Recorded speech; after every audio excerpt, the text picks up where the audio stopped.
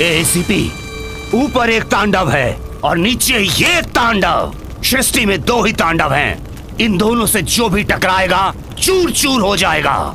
ACP, तेरी आंखों के सामने से मैं अपने भाई को छुड़ा कर ले जा रहा हूं। उखाड़ लेना जो उखाड़ते बनता है।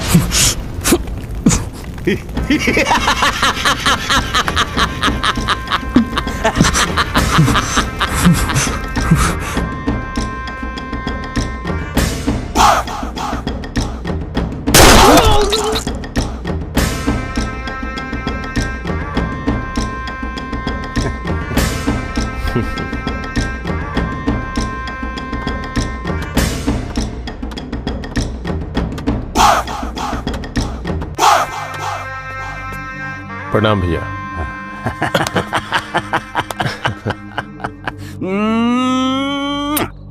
तो कैसा है रे मेरा मुन्ना? कैसा है तू? चल।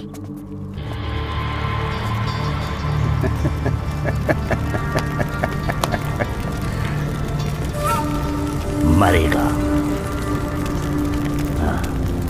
चल।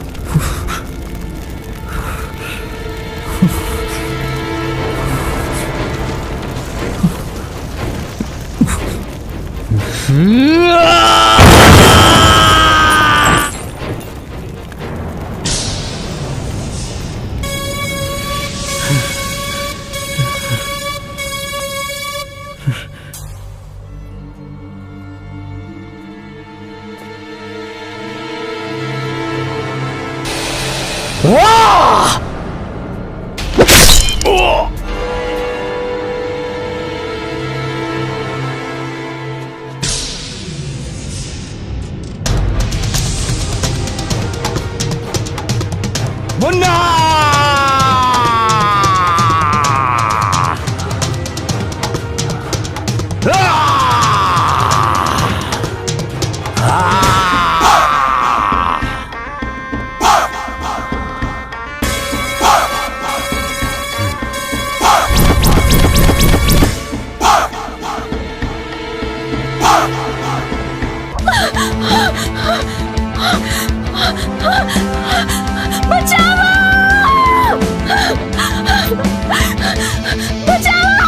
आओ चले।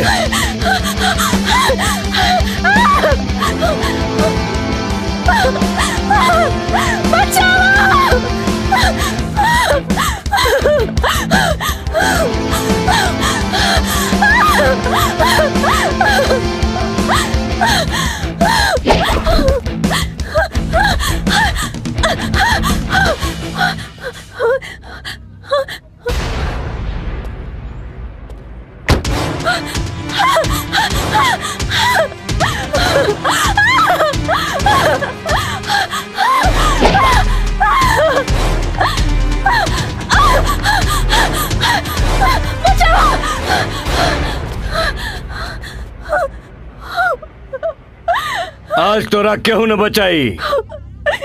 शेखर, जो ले आ। बचाना हमरा के।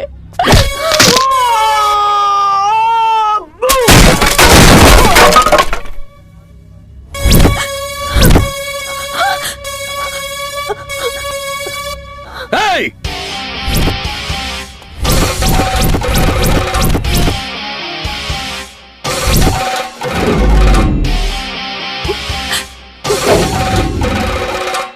तू बचाएगा इसको?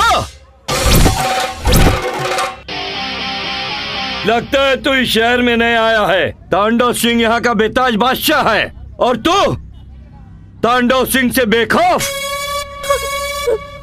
खौफ तो गली के कुत्ते भी मचा देते हैं, लेकिन दहशत तो शेर के आहट से ही होती है। तांडव सिंह के शहर में कुत्तों को भौंकने की इजाजत नहीं है। भौंक कर कुत्ते अपने मौजूदगी का एहसास दिलाते हैं, और खामोश रह के भी शेर राजा कहलाता है। मार डालो इसको।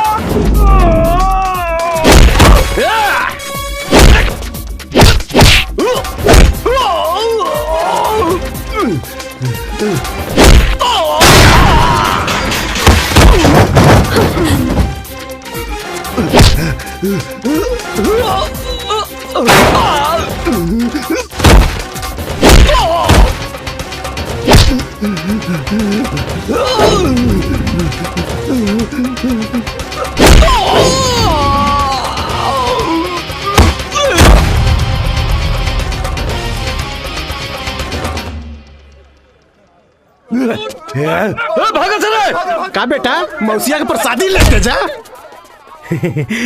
का सर, हम डिटर्जेंट लाने ही गए थे और बगैर डिटर्जेंट के ही धुलाई कर दिए। जय हिंद सर।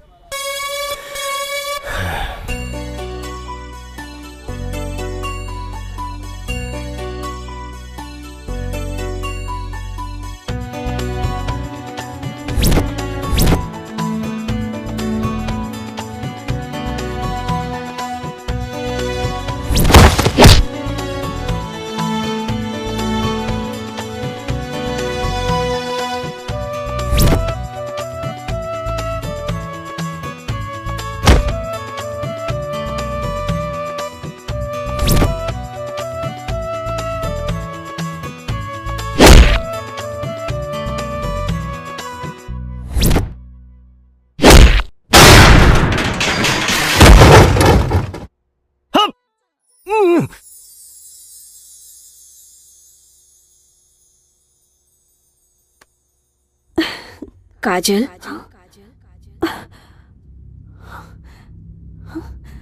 काजल, वाह रे न्याय के देवी, बड़ मतलबी निकल ली रे। कहाँ गई लो तोहार प्रवचन? तू हमार दोस्त रहलू ना, पर तू तो हमार दुश्मन निकल लू काजल। हम तोरा के कब्बो माफ न करब। तू कैसे भूला गई लू काजल?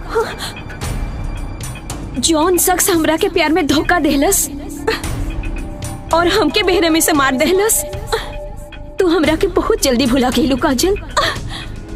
तू कैसे भुला गईलू? हाँ, तू हमके भुला के केहू और के संगे रास रचावतारू? ना अनु, एक बात सुन ला, हमके न्याय ना मिलल ता हम तो के माफ ना करब। अनु, अनु,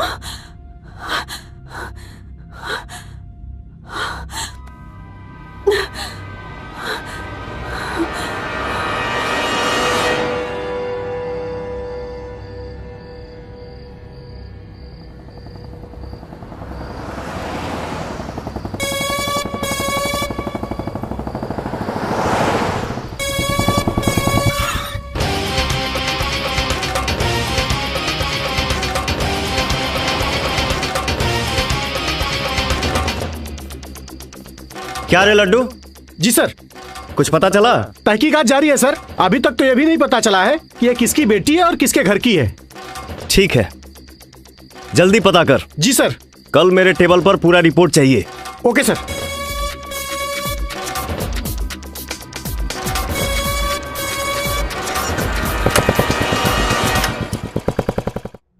बैठिए।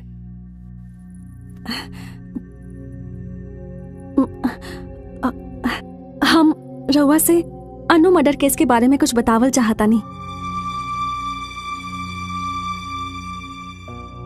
अन्नू? कौन अन्नू? जॉन लड़की के लाश आप लोगन के मिलल रहे, वह अन्नू। हाँ बताई। अन्नू से सिर्फ हमार हाय हेलो के संबंध ना रहे। अन्नू हमार कॉलेज फ्रेंड रहली।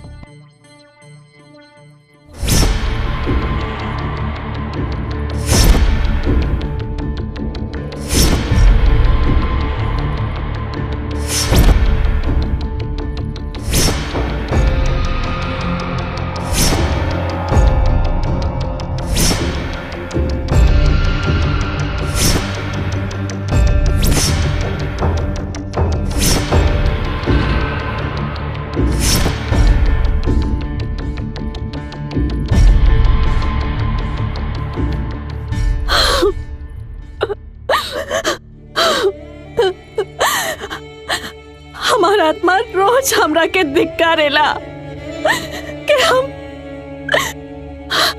हम अपन जिगरी दोस्त के खातिर कुछ ना कर पाईनी, और वो कातिल खुलेआम सीना तान के घूम रहल बा और केहू कुछ ना कर पावता।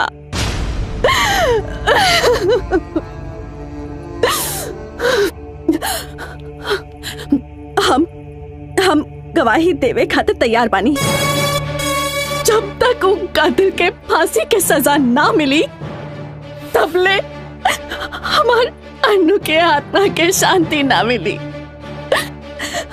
ओके, फांसी तो जरूर मिली, बस ये बात तू अदालत में बोल सकेलूगा? यह तो हमार समस्या बा कि हम ये बात अदालत में जाके नहीं की बोल सकत। हमार भैया ये बात के मंजूरी ना दी है कि हुआपन के सजा नहीं खुद दिलावे जा। मुन्ना एगो कोल्ड ब्लडेड मर्डरर आ बलात्कारी है। दामिनी भी तोहरे जैसा एगो नारी रही जे इंसाफ और न्याय खातिर अपने परिवार और समाज से भी लड़ गईली। उतना हिम्मत हमरा में नहीं खे, लेकिन रउआ हमार सहायता कर सकेनी। का? वो कैसे? हमरा से ब्याह करके। देखी, शादी से पहले लड़की पर सिर्फ ओकरे परिवार के हक होला, लेकिन शादी के बाद सिर्फ ओकर पति के हक। यही से हम चाहता नहीं कि रउआ हमरा से ब्याह कर ली।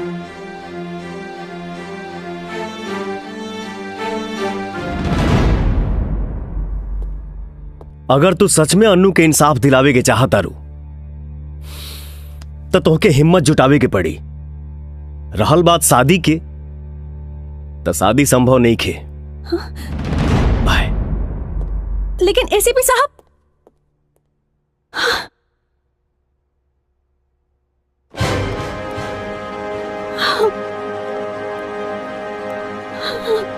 काजल, भैया, मेरे लाख मना करने के बाद भी तुम अपनी आदत से बाज नहीं आई।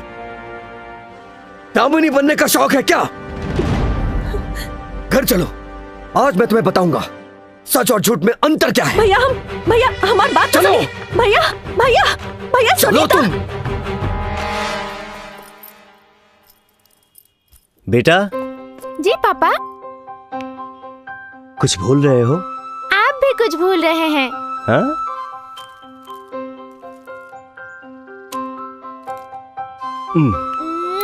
आई लव यू पापा। लव यू टू मेरा बेटा। बाय पापा। ए पहुना यही मिथिले में रहोना, जवन मजा बा ससुरारी में तुम मजा बा कहूना।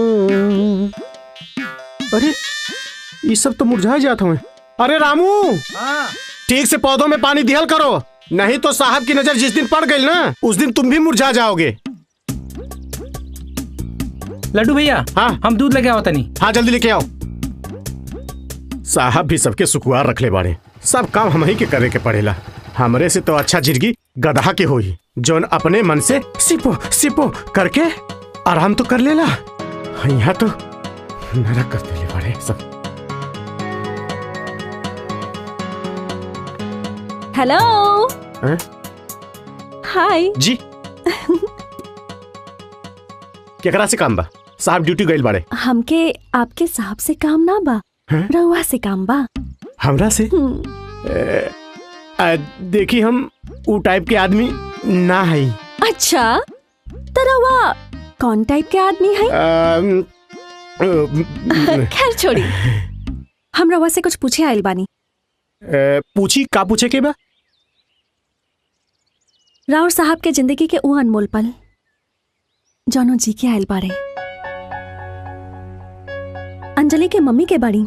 हमरा के का मालूम? रहुआ के सब मालूम बा। प्लीज लड्डू जी, हमरा और गौर पड़तानी, प्लीज उनका बारे में जानल हमरा बहुत जरूरी बा लड्डू जी। प्लीज प्लीज लड्डू जी, प्लीज लड्डू जी। रहुआ के अंजलि के कसम,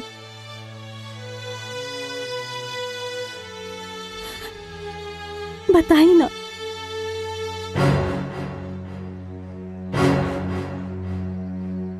तब एसपी साहब के नया नया पोस्टिंग औरंगाबाद भेज रहे। जी हाँ, यही वो बिल्डिंग है जहाँ से गिरने से कई लेबरों की जान चली गई है। ये लापरवाही निश्चित तौर पे बिल्डर की ही है, पर राज्य प्रशासन अब तक चुप है। आखिर क्यों? आगे की जानकारी के लिए मेरे साथ बने रहिए। कैमरामैन दिलसाद के साथ मैं शोभना।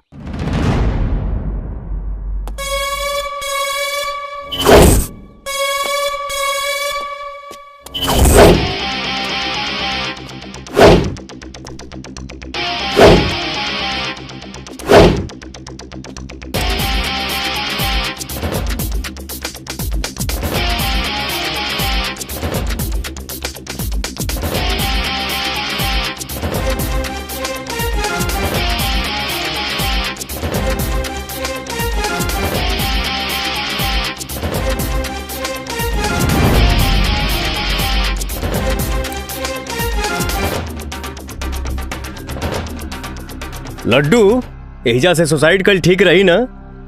हाँ साहब, यहाँ से गिरला पे 100% मौत के गारंटी बा। ए ससुर के नाती, तेरा मरे खातिर यह बिल्डिंग मिलल बा का? जा जाके कहीं और मर। मरे के हमनी के नहीं खेरे, तो केकरा का मरे का है रे? तोहनी के। का बकता रे? अरे सार बकत नहीं खीरे, मौत तो आती जाती रहती है और शरीर तो नश्वर है ही।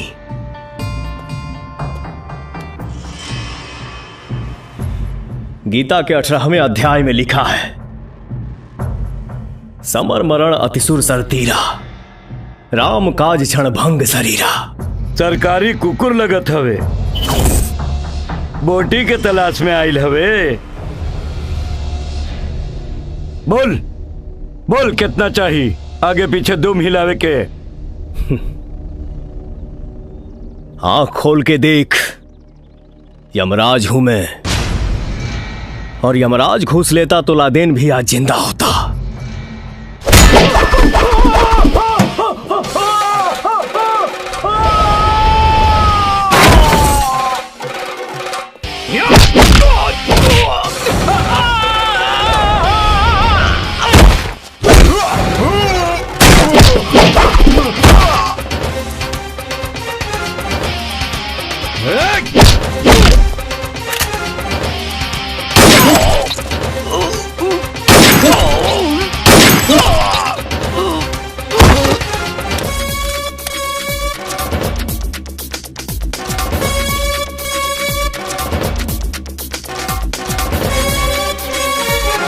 जय हिंद सर।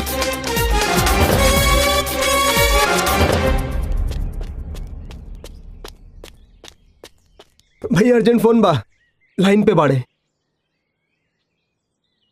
भैया बहुत बड़ा दुर्घटना हो गई। राउत बड़का भाई के केहू मुआ देहले बा। पता लगोले पे पता चलल है कि कोनो नया यहाँ एसीपी आइल बा जेकर नाम राजा बा।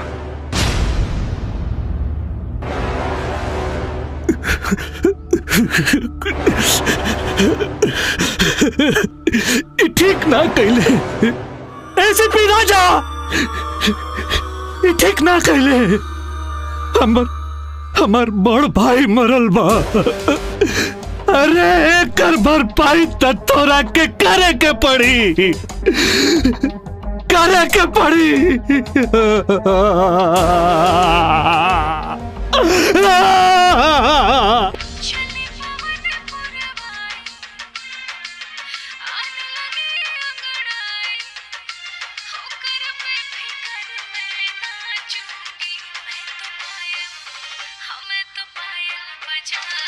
लड्डू, कितना अच्छा गाना बाना।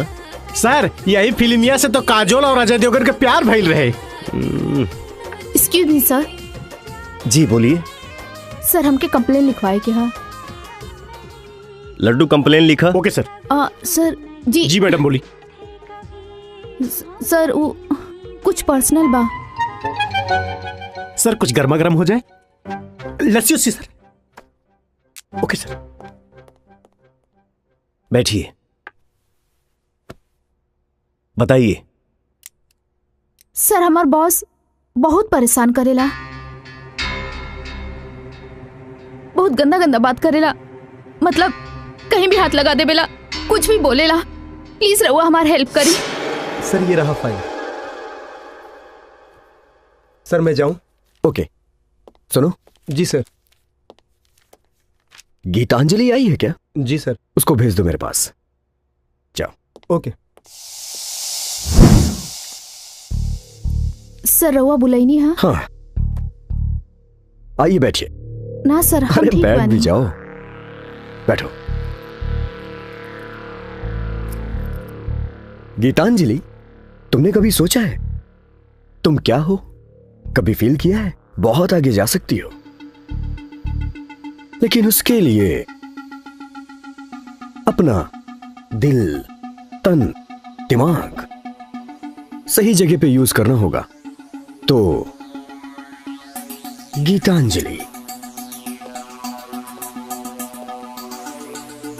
गीतांजलि मेरे बारे में इतना भी नहीं सोचती हो? सोचना तो पड़ेगा। मेरे बारे में सोच के तो देखो, फिर तुम कहां से कहां पहुंच जाओगी। नहीं तो सब खत्म। मैंने जो समझा है वो समझ आया? गीतांजलि इधर आओ। सिर्फ तुम ही नहीं, जिन्हें भी प्रमोशन पाना है ना, उन्हें ऐसा समझ गई ना गीतांजलि? अरे सुनो तो। सर हम ओकरा से बहुत परेशान हो गइल बानी। सर प्लीज हमार हेल्प करी। पापा को बताया कि नहीं? जी बताया था पापा। ऊ रउआ से कुछ बात करे के बा। बोला बेटा। पापा जॉब हमरा ना करे के बा। काहे? ऊ कहा कि बॉस के नजर हमरा प्रति कुछ ठीक नहीं लागत। देखा बिटिया, तोहरा नौकरी कैल तो क्या अच्छा ना लागत होखी। हम जाना तानी इ नौकरी के कारण तू अपन दोस्त सबके साथे पार्टी सार्टी ना कर पाओ ताड़ू। बाकी एकर खीज शर्मा जी पर काहे निकल ताड़ू? जाना ताड़ू वो मददगार और बहुत अच्छा आदमी हवन। ऐसन बॉस तारा कहीं ना मिली। अब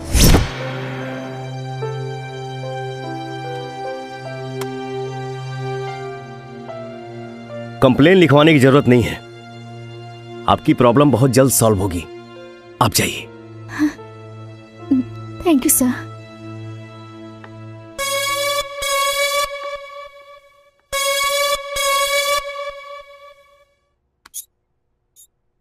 तुम्हारा नाम क्या है? जी सावित्री। सावित्री। तुम्हारा कोई प्रोफार्मा भी नहीं है? कोई एक्सपीरियंस भी नहीं होगा? इन डिग्री से तो कोई काम देगा नहीं, लेकिन हां, पर ये शर्मा जी तुम्हें काम देंगे, क्योंकि तुम्हारे पास एक हुनर है। कुदरत ने तुम्हें फुर्सत में बनाया है। तुम्हारा ये बदन, बस शर्मा जी को रिझाती रहो, तुम्हारा काम हो जाएगा। वैसे एक बात कहूं सावित्री, प्रमोशन तुम्हें जल्दी मिलेगा, क्योंकि तुम बहुत स्मार्ट हो और तुम ऐसे ही काम करती रहो सावित्री। क्या है ये? आपकी सारी बातें मोबाइल में कैद हो गई है।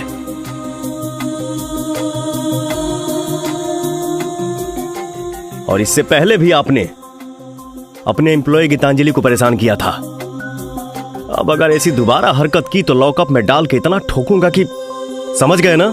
सॉरी सर, अब ऐसी गलती नहीं होगी। आप ये डिलीट कर दीजिए। मैंने कुछ भी नहीं किया सर, अब ऐसा नहीं करूंगा। आप ये डिलीट कर दीजिए। ओके बाय। सर, आपने बुलाया? अरे गीतांजलि जी, आइए बैठिए। नहीं सर, मैं यही ठीक हूँ। बैठिए ना। जी थैंक यू। अरे बैठ भी जाइए।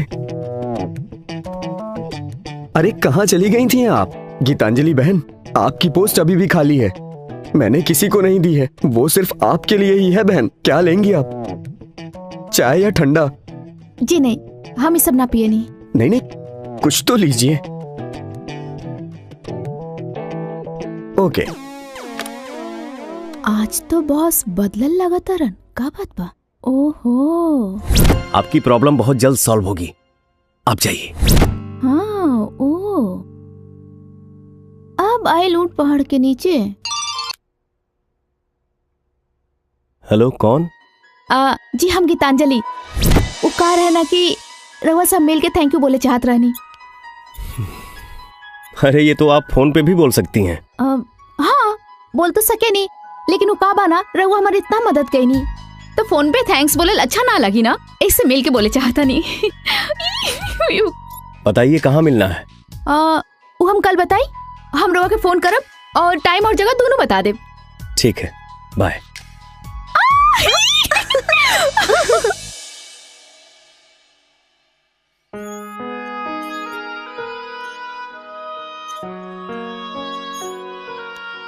कितना टाइम हो गई?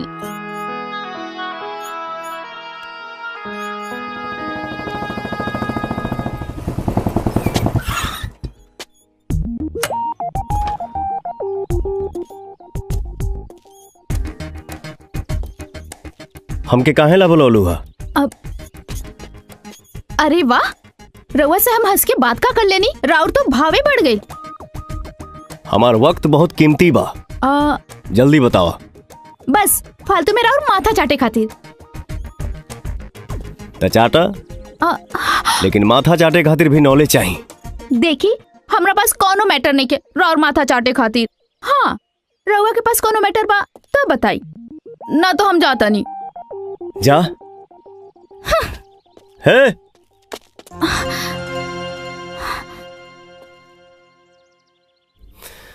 तुहारू पंछुछुर चाय हमके बड़ी अच्छा लागल।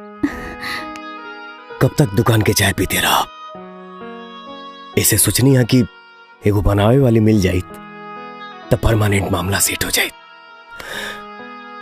हमसे ब्याह करबू? हाँ?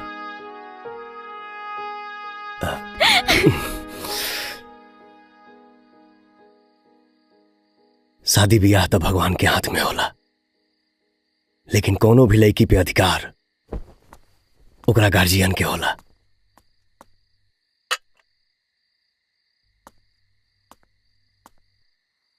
गलती से राउर बेटी हमसे प्यार करेली, ये हमार खुशकिस्मती बा, और हम भी इनसे बहुत प्यार करेनी। कब तक, आखिर कब तक रुआ गीतांजलि की फिक्र करत रहा? यकीन करी, बहुत अच्छे से ख्याल रखा।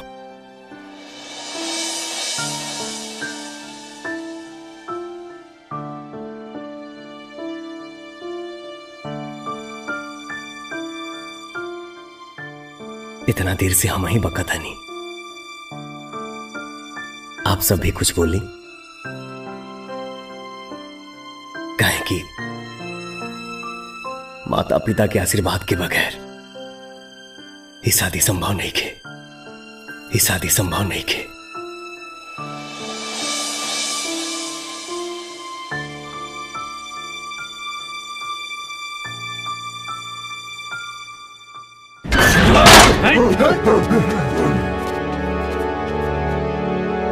पापा मान जाई ना।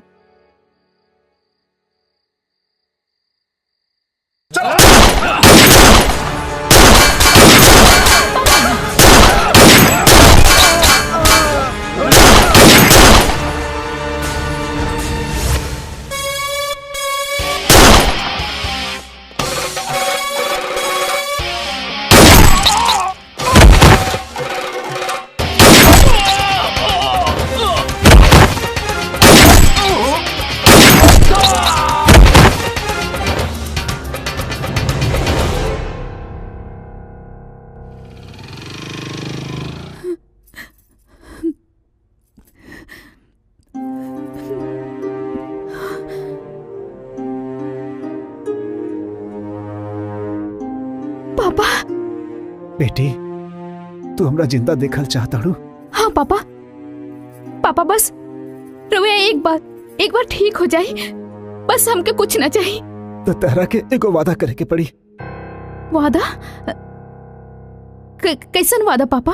हम तोहरा खातिर जकरा के चुनब ओकरा से तोहरा ब्याह करे के पड़ी।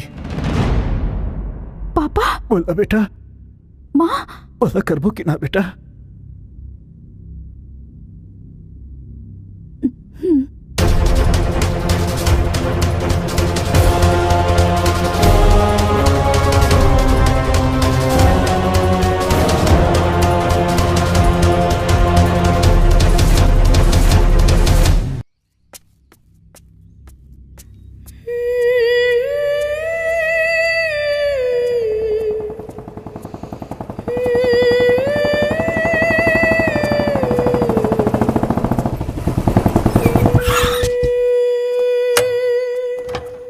गीतांजलि,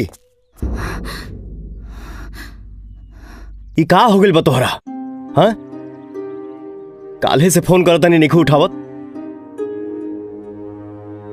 बाबूजी के तबीयत भी अभी तक ना जान पौनी। अके जानत रहे कि ऐसा घटना घट जाई, वो खातिर हमरा अफसोस बा। हो गई, अब हम बोली कुछ हो? एमे केहू के दोष नहीं के, हमनी के किस्मतें खराब बा। विधाता के शायद मंजूर नहीं खे कि हमनी दोनों जीवन साथी बनी। ई का बकतारू? सच राजा, अगर हम तोहरा से ब्याह कैनी तो हमार बाबूजी मर जाइए। बाबूजी मर जाइए। हम बाबूजी से वादा कैले बानी कि वो जवान लड़का जैसे लड़का हमरा खातिर देखिए हम ओकरा के स्वीकार करब। राजा तू हमके भूल जा, हमनी के साथ बस एजे तक रहल। गीतांजलि, तो के हमार क्रिया, हमार प्यार के कसम।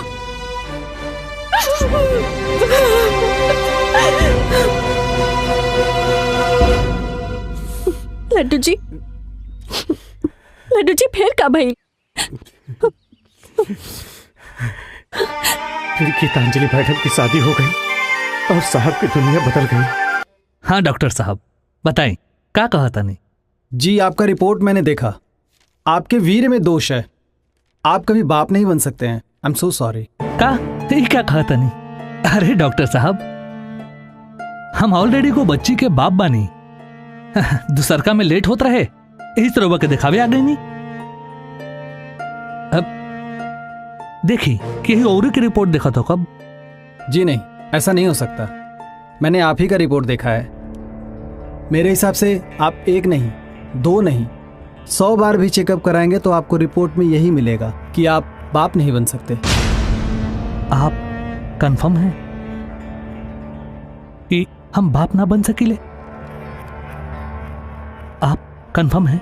100% sir. Okay doctor, thank you. You welcome.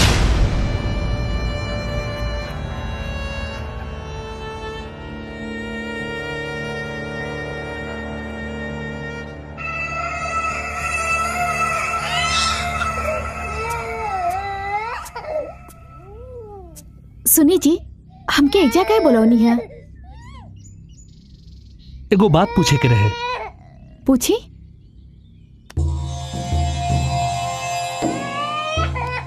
ये लड़की हमार बिया? हाँ, ई राउर लड़की हिया। तू सच कहता रू? ये लड़की हमार बिया? हम सच कहता नहीं, हमने के लड़की हिया। गीतांजलि, 2 साल हो गए। चुप हो जा बेटा। और हमनी के कोनो दूसर लड़का ना भइल, ता हम डॉक्टर के लगे चेकअप करावे चल गए ने। और पता बा वो डॉक्टर हमके का कहलस? ना ना चुप हो जा। और वही कहलस का कहलस? कि हम तो बापे ना बन सके ना।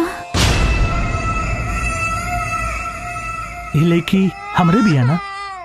हाँ, ई राउर बेटी हिया, हमनी के अंजलि। 2 साल हो गए। 2 साल हम एगो नाजायज के आपन लड़की समझ के ना बेटा चुप हो जा। पालत रहनी। चुप हो जा। अरे तोहरे कोख से पैदा भइल बिया ना? अरे जब हम ना। बापे ना बन सकेले ते लड़की हमार कैसे हो सकेले? बतावा ना। ए जी, ये अपन खून हिया, अपन अंजलि। अरे ये हमार लड़की है ना? हाँ हमार हिया ना? हाँ हमार हिया। अंजलि, ये लड़की हमार हिया ना? हाँ। ता हम एकरा साथे कुछो कर सकीले, है ना? मतलब? है ना?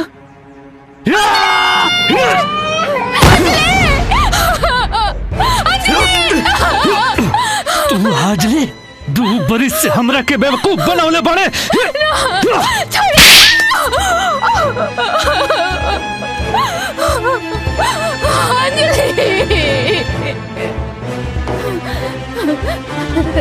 राजा,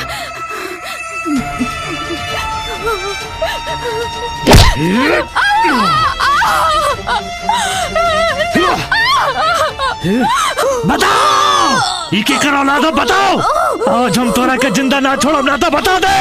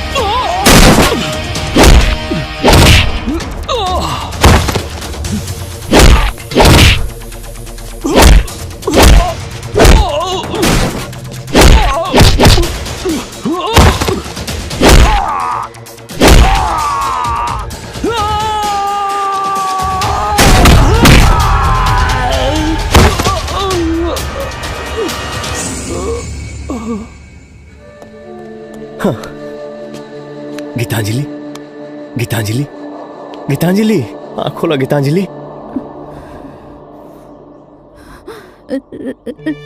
राजा, राजा,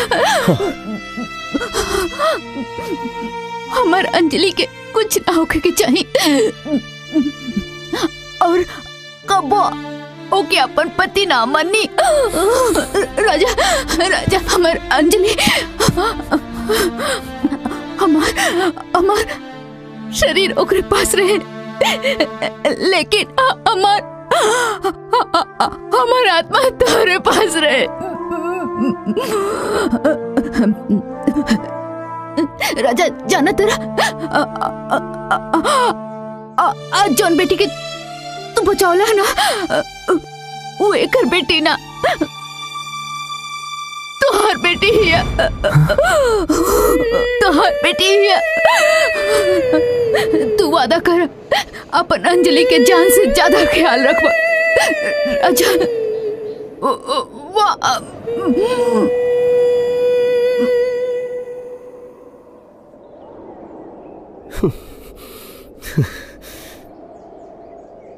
गीतांजलि, ए,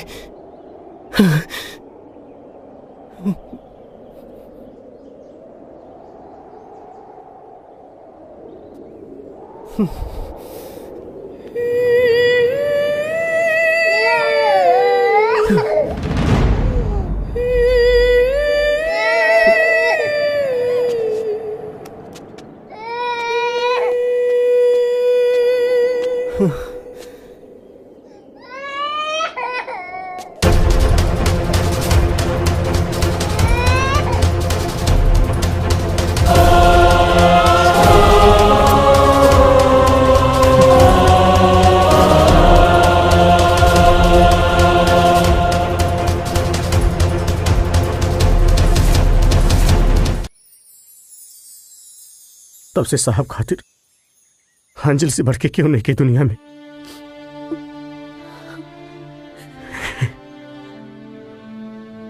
दो मिनट खातिर अगर अंजलि इन्हें उन्हें चल जाली ना तो समझे साहब के प्राण निकल जाला। ये एहसान हम जिंदगी भर ना भूलब। Thank you so much. जी,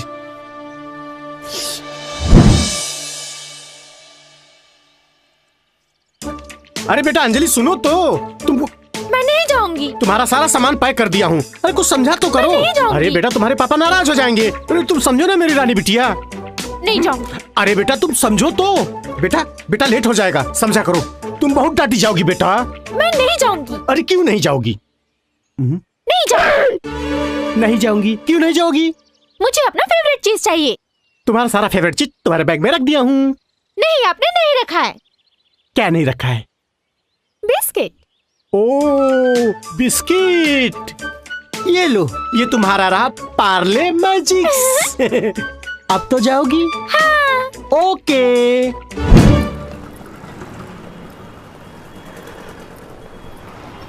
जाओ। बाय बाय बेटा। बाय बाय लड्डू अंकल।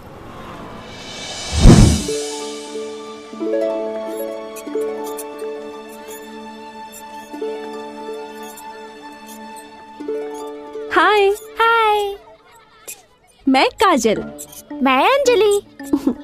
मुझसे दोस्ती करोगी? पापा कहते हैं किसी अजनबी से दोस्ती नहीं करनी चाहिए। अरे सुनो तो, दोस्ती ना सही, लेकिन ये पार्ले मैजिक्स तो ले सकती हो। पता है, पार्ले मैजिक्स का स्वाद तो मैजिक है, और ये पार्ले मैजिक्स 6 विभिन्न स्वादों में मिलता है। हाँ। मेरे पास भी पार्ले मैजिक्स है। अरे वाह। लेकिन पापा कहते हैं कोई अजनबी कुछ दे तो उसे लेना नहीं चाहिए। अगर तुम्हारी मम्मी दे तो? फटाक से ले लूंगी। लेकिन मेरी मम्मी तो भगवान के पास है। बेटा, मैं तुम्हारी मम्मी जैसी ही हूँ। ये मम्मी जैसा क्या होता है? मुझे पूरी मम्मी चाहिए। अच्छा। हाँ।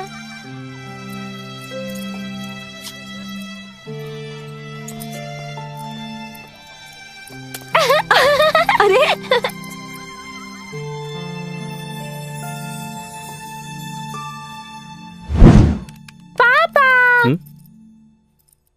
अरे बेटा, तुम यहाँ कैसे? मुझे आइसक्रीम खानी है। अच्छा, मेरा बेटा आइसक्रीम खाएगा? हाँ? चलो।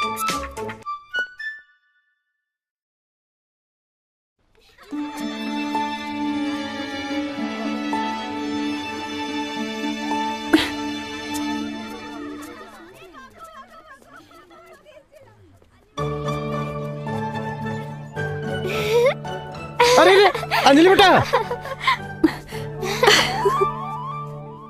हाय, हेलो। अच्छा तू लोग बैठ के बात करा, हम आओ तानी।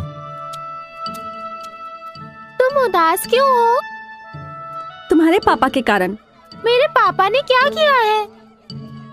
एक लड़की का दिल दुखाया है। कौन से लड़की का? मेरा। तो अब क्या होगा? दंड मिलेगा, दंड। कौन सा दंड? मुझसे शादी करने का।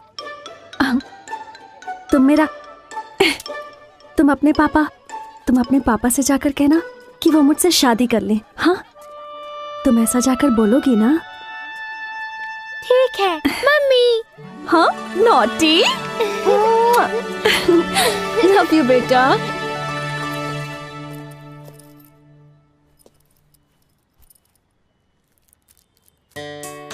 बाय पापा। बाय बेटा। तुम किसको ढूंढ रही हो? अरे तुम्ही को तो ढूंढ रही थी। मैं बहुत थक गई हूँ। थक गई हो? हाँ। तो लो अपना फेवरेट बिस्किट खाओ। वाह, माय फेवरेट बिस्किट, पार्ले मैजिक।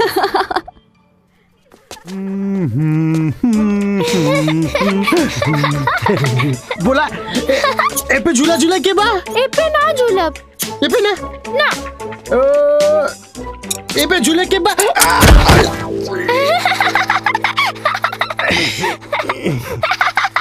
हमके झूला ना झूले के बा। तब का करे के बा? हमके घुड़सवारी करे के बा। घुड़सवारी? हाँ। यहाँ तो घोड़ा लगता नहीं के। तो काका तू ही बन जा। ये ठीक बा।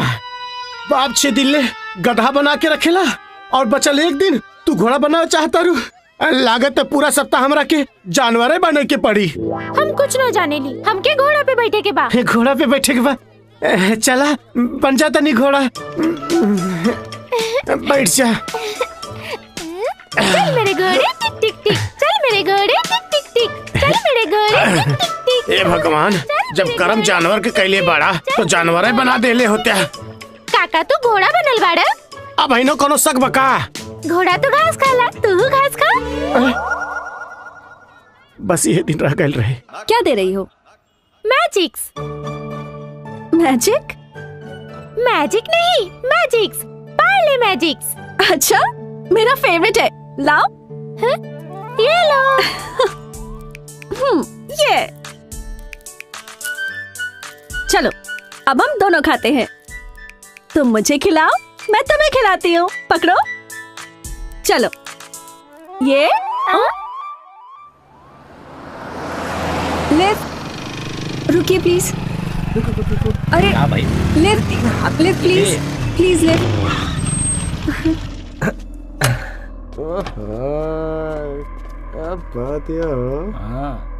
अरे चला मैडम। नहीं मुझे नहीं जाना। अरे आओ ना, छोड़ नहीं मुझे नहीं जाना, मैं चली जाऊंगी। मैं खुद से चली जाऊंगी। अरे चला ना। क्या क्या कर रहे हैं आप लोग? अरे आओ। मैं बोल रही हूँ ना, मैं चली जाऊंगी। प्लीज चली जाइए यहाँ से। लड़की छेड़ती हो? छोड़ दीजिए भैया, छोड़ दीजिए। मैं आपके सामने हाथ जोड़ती हूँ। प्लीज आप छोड़ दीजिए, छोड़ दीजिए प्लीज। अरे इनको हम नहीं छोड़ेंगे। छोड़ दीजिए इन्हें, मार मार के छोड़ दीजिए भैया। लड़की छेड़ोगे? प्लीज छोड़ दीजिए इन्हें। लड़की छोड़ दीजिए ना। क्या कर रहे हैं आप? क्या कर रहे हैं आप? क्या प्रॉब्लम है बे? ये लोग अकेली लड़की को छेड़ते हैं रोड पे? हैं? क्या कर रहे? देखिए ये दोनों हमारे को एक्टर हैं। उधर देखिए वो हमारे कैमरामैन है और उनके हाथ में कैमरा भी है। आप मेरा कुछ सुन ही नहीं रहे, तब से आप बस दे देना दन मारे ही जा रहे हैं। नाम क्या है आपका? लड्डू। क्या काम करते हैं आप? छोड़िए ना, माफ कर दीजिए। मैं आपकी शिकायत पुलिस स्टेशन में करूंगी। गलती हो गई।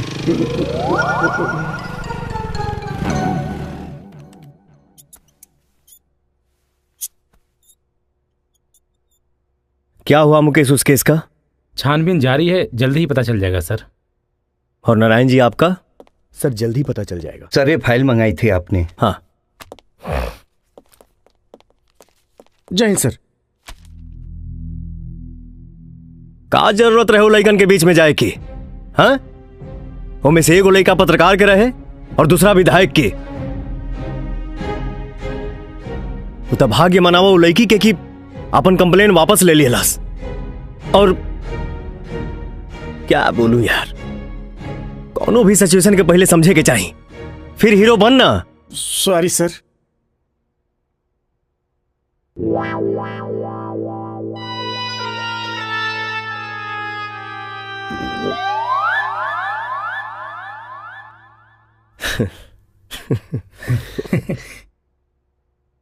चिंता मत करो, तो हर नौकरी सलामत बा। अब जा। जय हिंद सर। सुना जी, जाते जाते अंजलि के भी स्कूल से घर लेते जाइए। ओके सर। आप लोग भी जा सकते हैं। सर बेटा खा लो ना। मैं नहीं खाऊंगी। प्लीज ना। मैं नहीं खाऊंगी, नहीं खाऊंगी और नहीं खाऊंगी। ये ब्रेड खा लो। मैं नहीं खाऊंगी। सेव खा लो। मैं नहीं खाऊंगी। अरे बेटा दूध तो पी लो। मैं नहीं पीऊंगी। एक बात बताओ, किस बात पे नाराज हो? मुझे मम्मी चाहिए। मम्मी? कैसी मम्मी? ऐसी मम्मी।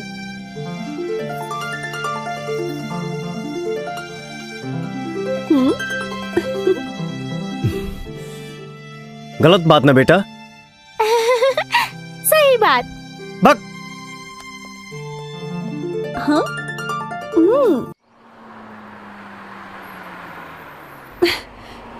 इसे अभी ही खराब होना था।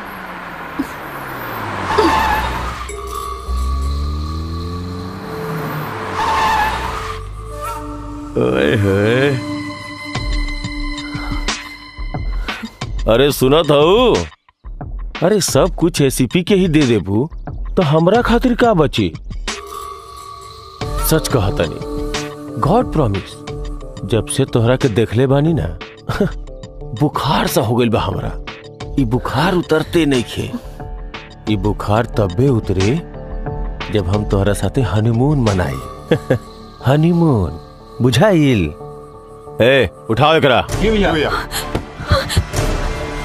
नहीं, दूर हो मुझे, छोड़ो, छोड़ो मुझे, छोड़ो मुझे, छोड़ो, छोड़ो मुझे, क्या कर रहे हो? छोड़ो, चल, जाने दो मुझे, छोड़ो,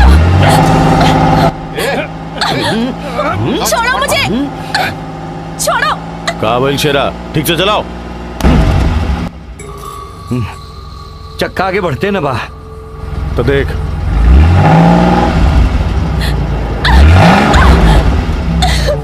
हम देखा था ना काबा। देखा का प्रॉब्लम है, देखा जा लोग।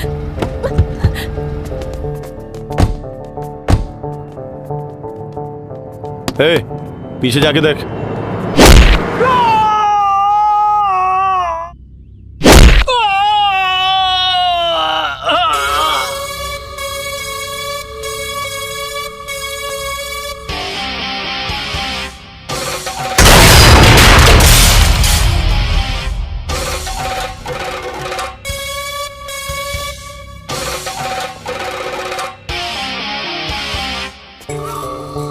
ते हवे एसीपी राजा, तोरा से तो पुराना हिसाब किताब चुकावे के बा। तोरा आज हम ना छोड़ब।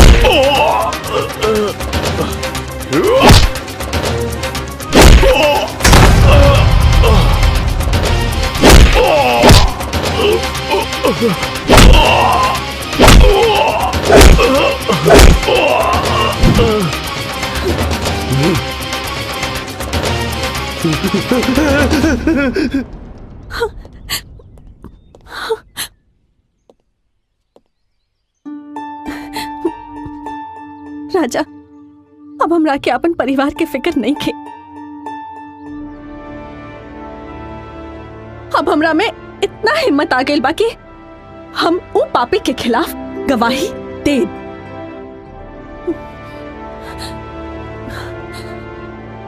चाहे हमार शादी होके या ना होके।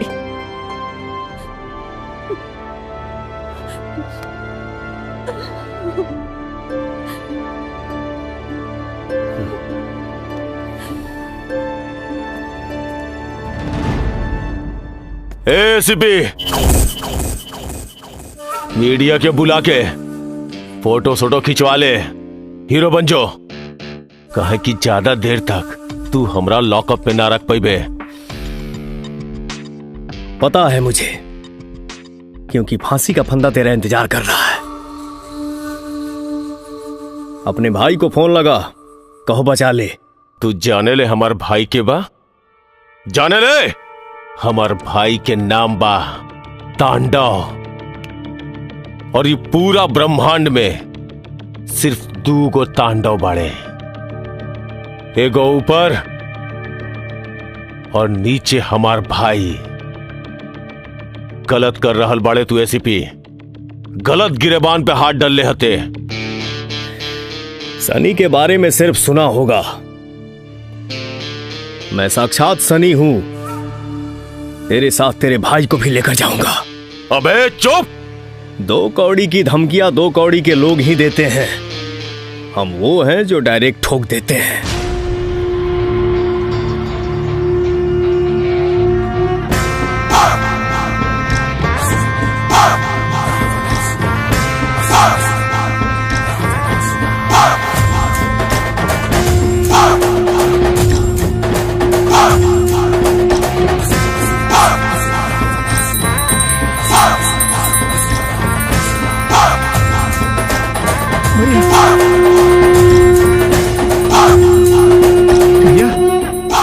भैया मुन्ना भैया के पुलिस पकड़ के ले गई।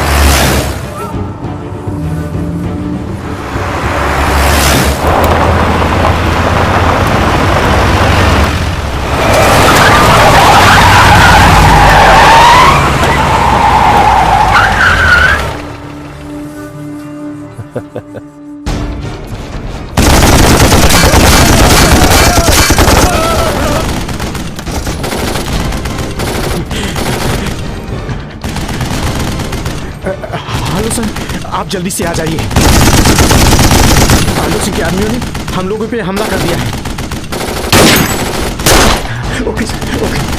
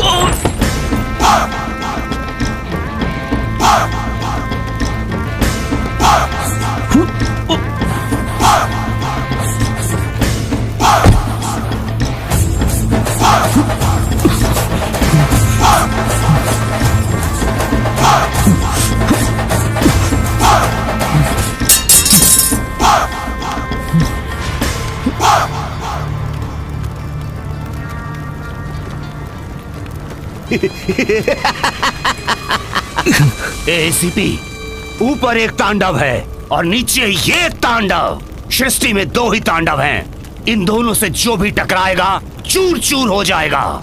एसीपी, तेरी आंखों के सामने से मैं अपने भाई को छुड़ा कर ले जा रहा हूं। उखाड़ लेना जो उखाड़ते बनता है।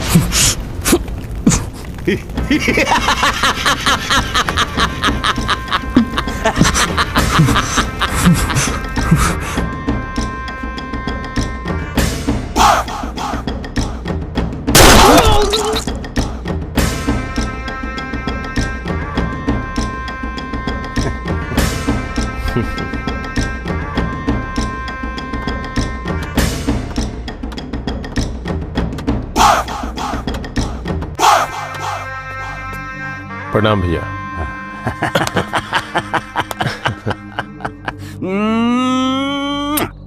तो कैसा है रे मेरा मुन्ना? कैसा है तू? चल।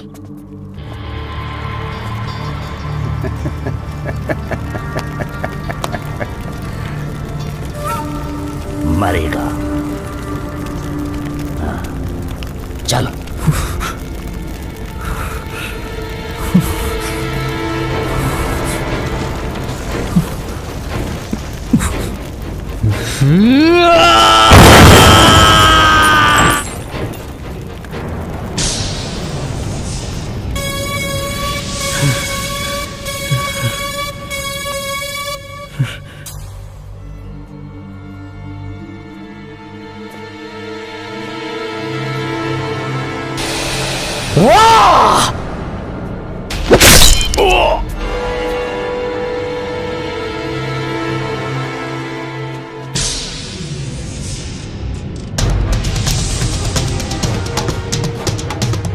मुन्ना!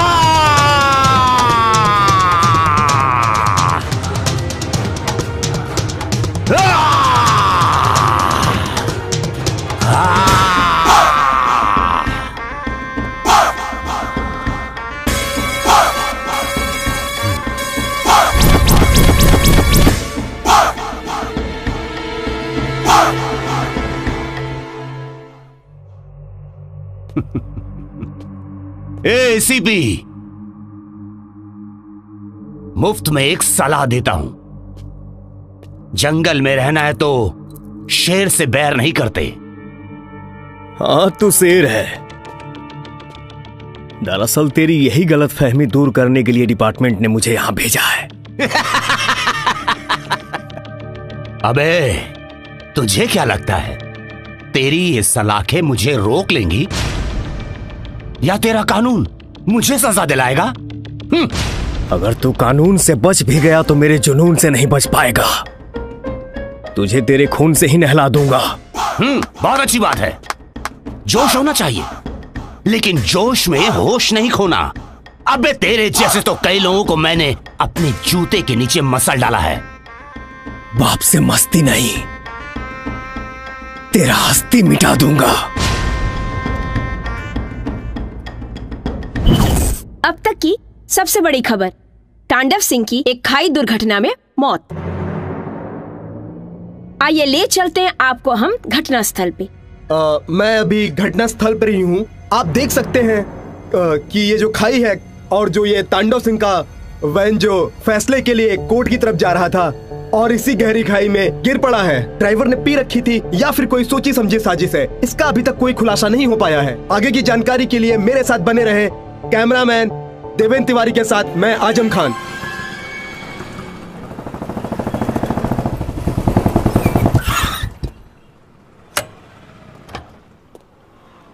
नमस्ते साहब। बड़ा जल्दी छुट्टी हो गई। छुट्टी टाइम पे भइला साहब, आप ही लेट बानी। सॉरी। अंजलि बिटिया के खोजा तानी, वो तो 20 मिनट पहले ही निकल गई। केकरा साथे? केकरा साथ याद नहीं खे।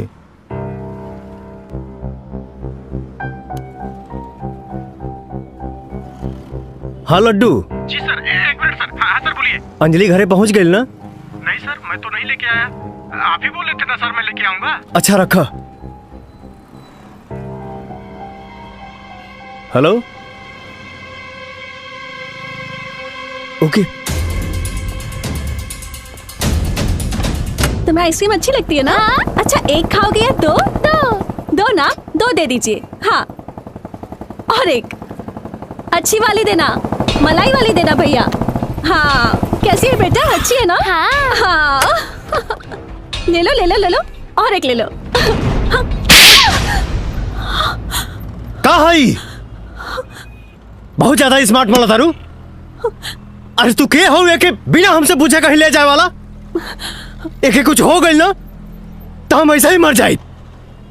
सॉरी, पर जान से ज्यादा तू ही ना मानेला, हम हो माने ली, लेकिन हम तो गैर हैं।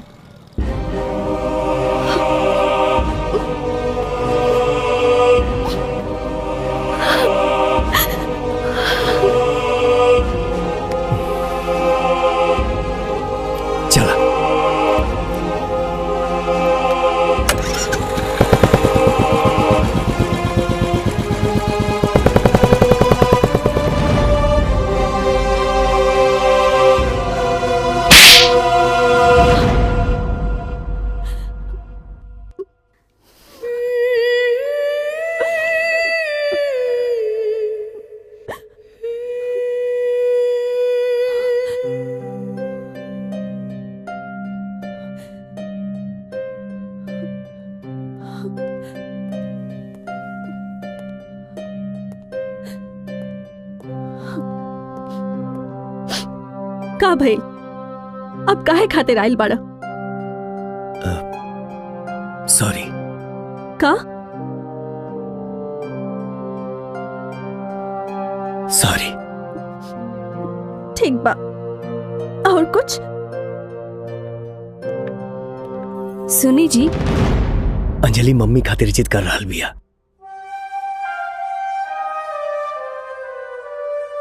बच्ची के उम्मीद तोड़ल ठीक नहीं खिलागत।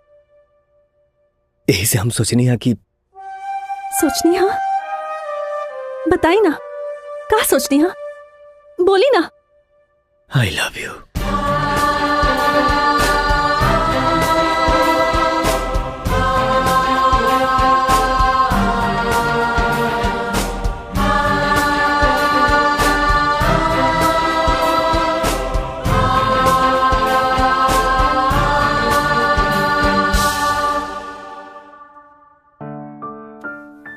बड़ शहर में शादी से पहले सगाई होला।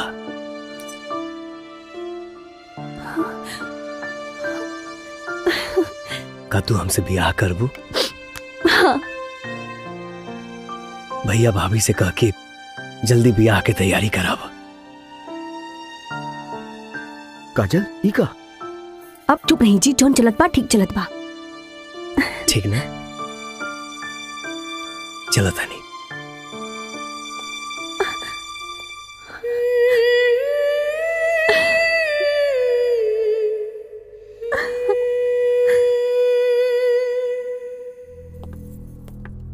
काजल, तू यह लड़का पसंद कैले बाड़ू?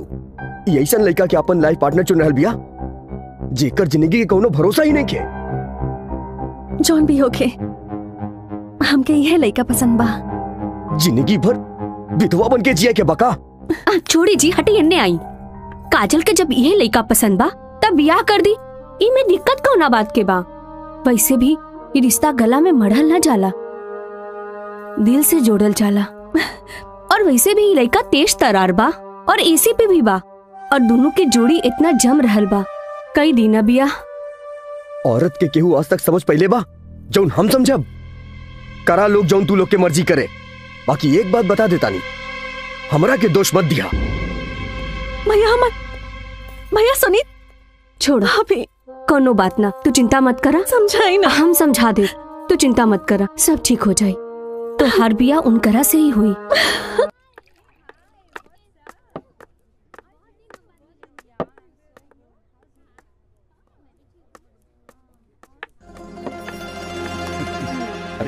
मैडम नमस्ते। मैडम नमस्ते। नमस्ते नमस्ते नमस्ते। नमस्ते। नमस्ते नमस्ते। कौन नहीं जानता इनको? बहुत बढ़िया, टॉप क्लास की मॉडल है।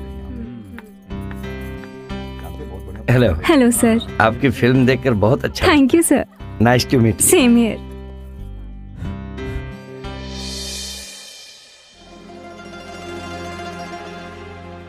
Excuse me.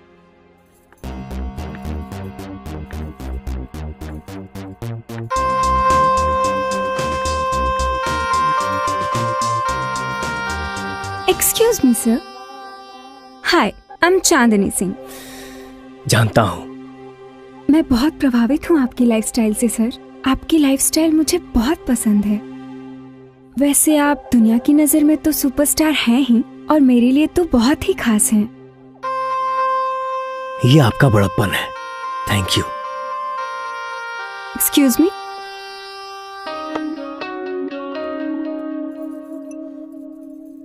आपकी खिदमत में ये जाम। ये सब मैं नहीं लेता। इसमें कुछ नहीं है, फ्रूट्स है, आप ले सकते हैं। 0% अल्कोहल। मैंने कभी नहीं लिया। आप प्यार से मुझे अगर जहर भी दे दे तो शायद मैं ले लेती।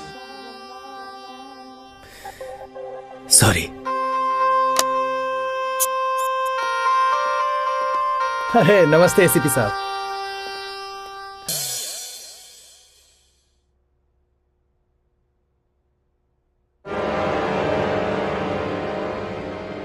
तो देखा आप लोगों ने एसीपी राजा किस तरह एक मॉडल के साथ अश्लील हरकत करते हुए देखे जा रहे हैं। वीडियो जो बिल्कुल एडल्ट फिल्म की तरह शूट हुआ है, जो मैं आपको नहीं दिखा सकता। इससे समाज में एक गलत संदेश जाएगा कि ये वही एसीपी है जिन्होंने तांडव सिंह को मरने पर मजबूर कर दिया था।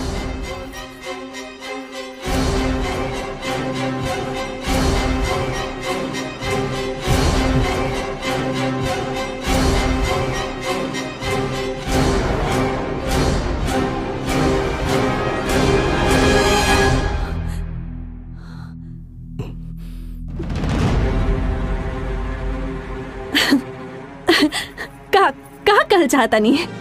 ई झूठ बा? हाँ? ई रउआ ता हो ही ना सकेनी। ई हमार हम शकल बा। त रउआ ई बताई, कल ई पार्टी में गए रहनी कि ना? हाँ, गई रहनी। पियले रहनी कि ना? तू कहा पूछा? पियले रहनी कि ना? हाँ, पियले रहनी। तब तक ई लड़की में टकराई होगी। हाँ? ही लड़की से मुलाकात भइल जाए, बहला फुसला के हमके विस्की पिया देलस। पवन सुत हनुमान जी के शपथ, जो होशो हवास में हम एकरा के छोले हो कब। रउआ 8 साल के बच्चा बानी। हाँ? जे रउआ के बहला फुसला के पार्टी में ले गए रहे। हाँ? प्लीज ई मन गढ़न कहानी ना बनाई, प्लीज। जी, मैं एसीपी राजा की बहुत बड़ी फैन हूँ, और कल रात जब हम लोग मिले तो जाम और मस्ती के आलम में कुछ ऐसा हुआ कि वो मुझे अचानक से फ्लर्ट और किस करने लगे। मैंने पब्लिक प्लेस पे उन्हें ऐसा करने से मना भी किया, पर वो नहीं माने। मैंने बहुत कोशिश किया उन्हें समझाने की, लेकिन वो बिल्कुल मानने को तैयार नहीं थे।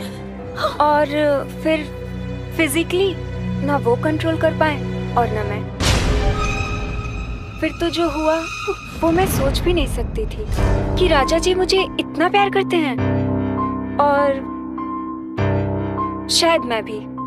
लेकिन ये वीडियो कौन बनाया, किसने बनाया, क्या सोच के बनाया, ये मुझे नहीं पता, पर ये बहुत गलत हुआ। I hate this type of political personality.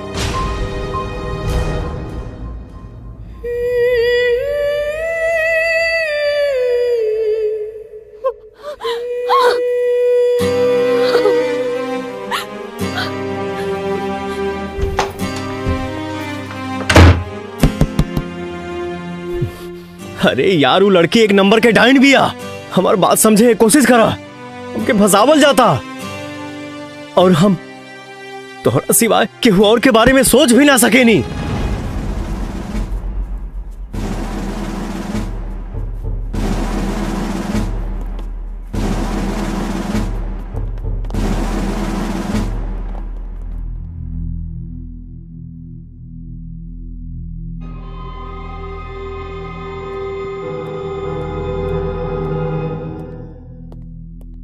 क्या है मुकेश? कुछ नहीं सर, मुझे आपके घर की तलाशी लेनी है। क्या? मेरे पास सर्च वारंट है सर आपके घर का, ये रहा।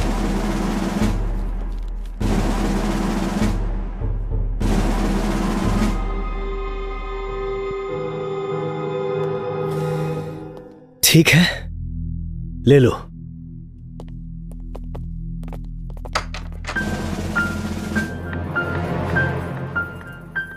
ये सब क्या हो रहा है जी? हमारे घर की तलाशी हो रही है। तलाशी? सर कुछ नहीं लट्टू, ऑफिशियल वर्क है, होने दो।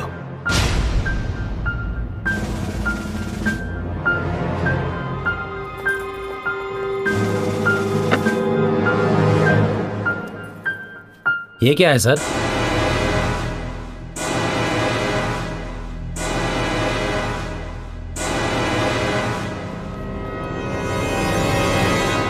क्या है सर?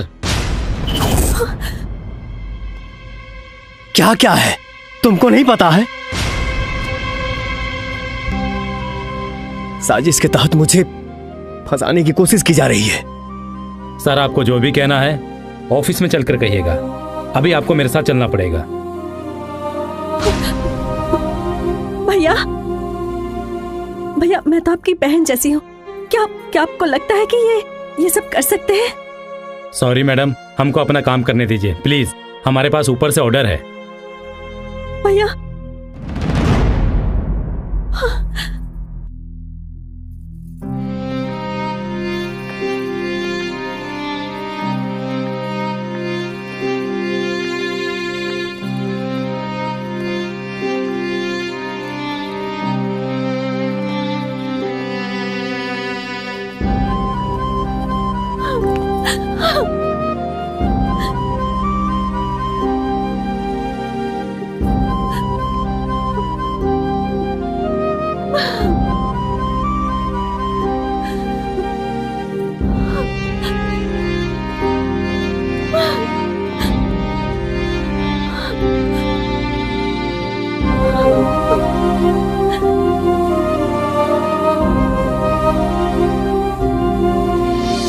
सेक्स वीडियो की आग अभी ठंडी भी नहीं हुई थी कि एसीपी राजा अपने ही घर में गैर कानूनी सामान के साथ रंगे हाथों गिरफ्तार हुए हैं। आखिर वो चाहते क्या हैं? ऐसा कायस लगाया जा रहा है तांडव को रिप्लेस कर खुद एसीपी भय और आतंक की दुनिया का बेताज बादशाह बनना चाहते हैं। अब सच्चाई क्या है खुद एसीपी राजा ही बता सकते हैं। ये क्या एसीपी, तुमसे ये उम्मीद नहीं थी, तुमने पुलिस डिपार्टमेंट की धज्जियां उड़ा दी। एसीपी राजा बताओ, हमारे प्रति लोगों की सोच क्या होगी? बोलो, चुप क्यों हो? हमें जवाब चाहिए। मैं कितना भी सच बोलूं सर, पर आपको मेरी सच्चाई पे भरोसा नहीं होगा, क्योंकि मुझे अपनी बेगुनाही को साबित करने के लिए फिलहाल मेरे पास कोई सबूत नहीं है।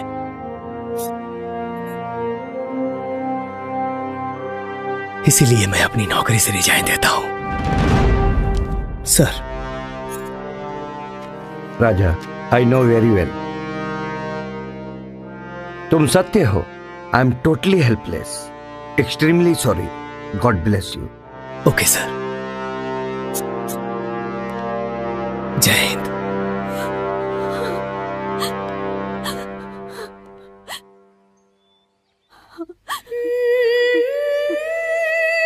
काजल,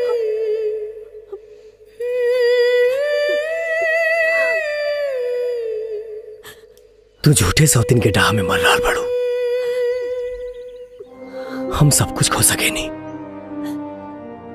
पर चरित्र ना। वो लड़की के हिया कहां से आइल हमके कुछ नहीं के पता। सब गेम चल रहा बा हमरा ऊपर।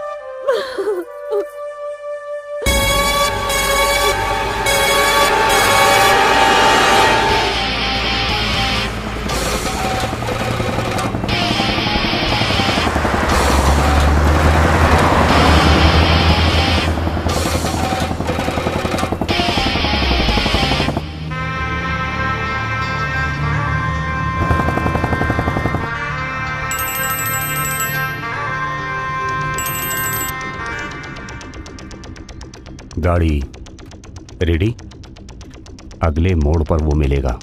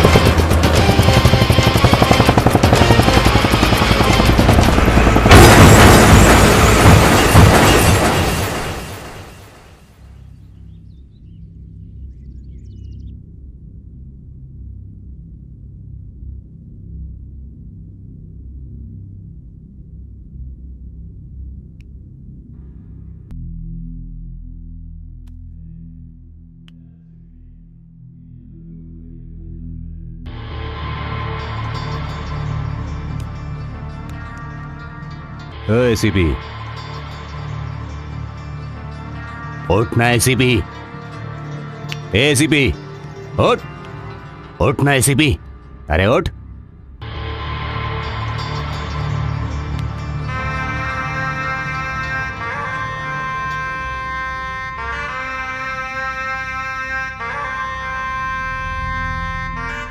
ए यमराज, ये एसीपी इतनी आसान मौत नहीं मरना चाहिए। इसे तो तिल तिल तड़पा तड़पा कर मैं मारूंगा।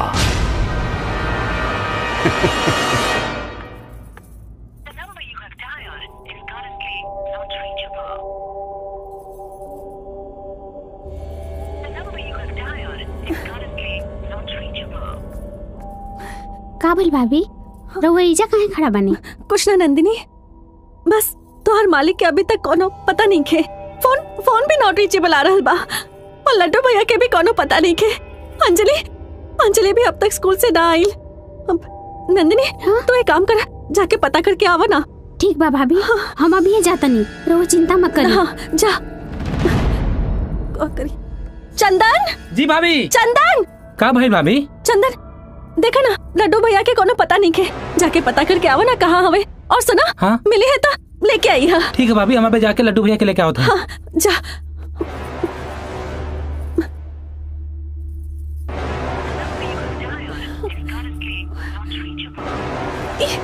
फोनो नहीं खे लागत।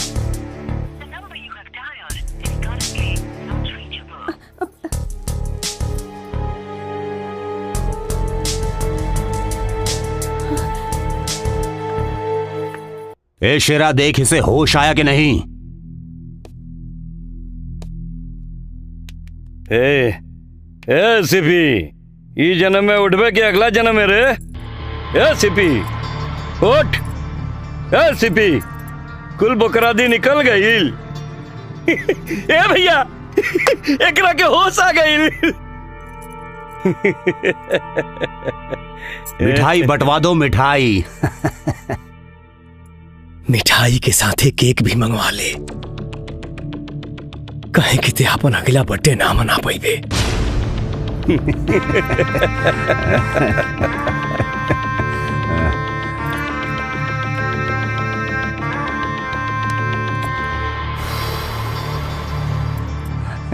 ए, तेरी तो जुबान लड़खड़ा रही है और तू तांडव को मारने की बात कर रहा है। नशा के इंजेक्शन बढ़ा दे तांडव, ताकि हम होश में ना आए। अगर हम होश में आ गई नहीं तो फिर तोरा के हमेशा खातिर सुला दे। अरे पहले खुद तो जाग जा ना एसीपी ना। अरे तेरा तो होश में रहना बहुत जरूरी है। अरे अभी तो तेरा और मेरा बहुत हिसाब किताब बाकी है रे। अरे अपनों का दर्द उनके होने से नहीं सुन, उनको खोने पे मिलता है। और मेरी आंखों के सामने तूने मेरे भाई को जान से मार डाला।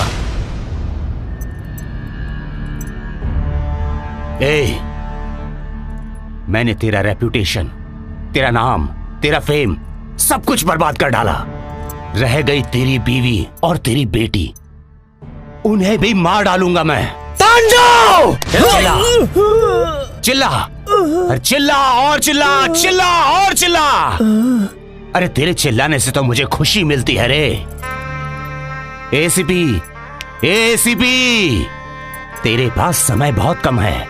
सुन मेरी बात सुन। यहां से थोड़ी दूरी पर तेरी बच्ची का स्कूल है और वहां फुटपाथ पर तेरी बेटी तेरा वेट कर रही है। और मेरा ड्राइवर कार में बैठा उसे किसी भी शख्स को चल सकता है। और दक्षिण वहां पर एक बहुत बड़ा मंदिर है जिसमें हजारों लोग हैं और मैंने वहां पर बॉम्ब लगा दिया है जो कभी भी फट सकता है। बचा ले।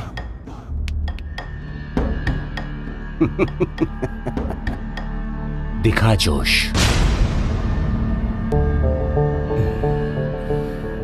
दिखाना अपनी बहादुरी और बचा ले जिंदगी। किससे बचाना है वो तेरे ऊपर निर्भर है। बचा ले तू जिसको बचा सकता है। शेरा, जी भैया, बोल दे इसे सीपी को।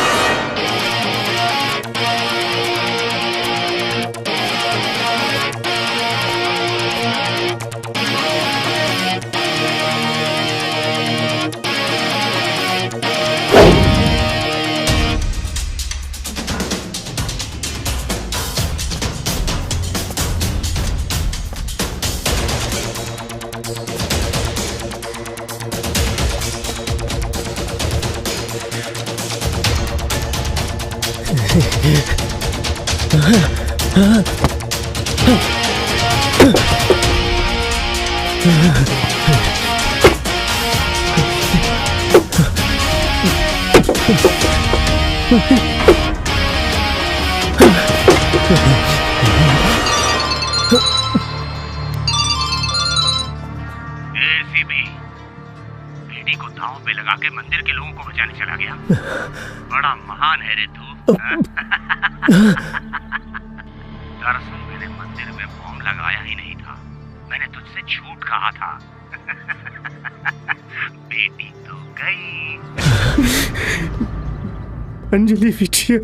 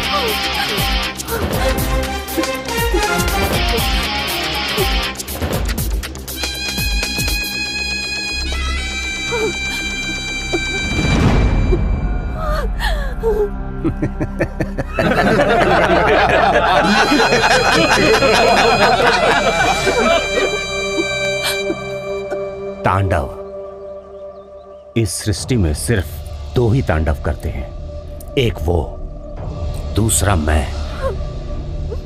कहा था ना तुझे, पहले परिवार फिर तेरा प्यार। अबे बच्ची तो गई, अब तेरी इस छम्मक छल्लो की बारी है। एसीपी, दहशत का दूसरा नाम है ये तांडव। यकीन नहीं आता तो पूछ ले अपनी छमिया से। अरे डर तो एसीपी राजा के घर के चूहा नहीं खसा जानत। फिर तू एकरा से डरा तारू? हम डरात नहीं की राजा, हम डरात नहीं की। बस ई बात से घबरात रहली कि हम केहू के मौत ना देख सकेली। लेकिन आज हमरा के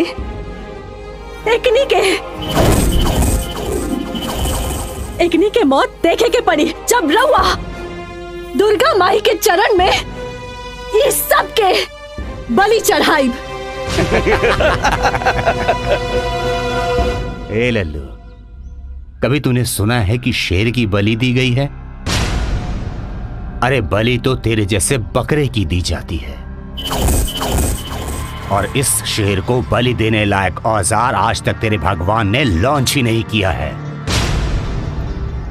रही बात इस तांडव के दहशत की, तो बड़े बड़े तीसमार खान मेरा नाम सुनकर पैंट पहनना छोड़कर घाघरा बांधने लगे हैं। चाहता तो अपने थाने में तुझे घाघरा पहना के नचवाता, लेकिन वक्त नहीं है। रही बात जिगर की तो सुन, जिगर वालों को डर से कोई वास्ता नहीं होता, और हम कदम वहां रखते हैं जहां कोई रास्ता नहीं होता। आज दुर्गा माई को साक्षी मान के कसम खाता हूं, तेरा गर्दन उड़ा के मां को प्रसन्न नहीं किया तो अपनी गर्दन चढ़ा दूंगा इनके कदमों में। एसीपी, हम इतने और तू अकेला क्या उखाड़ लेगा?